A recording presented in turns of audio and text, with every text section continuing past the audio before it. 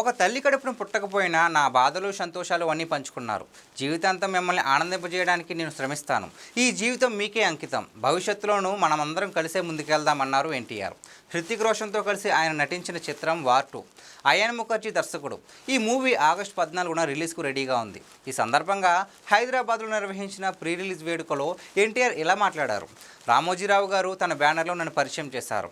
Movie opening కార్యక్రమానికి నా పక్కన నాన్నగారు, అమ్మ తప్ప ఎవ్వరూ లేరు.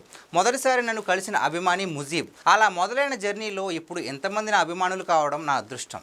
మీ ప్రేమను పెంచుతూ వెళ్ళారే తప్ప ఎక్కడా తగ్గించలేదు. నాన్న హరికృష్ణ గారికి, అమ్మ శాలినికి శిరస్సు ఉంచి నమస్కరిస్తున్నా.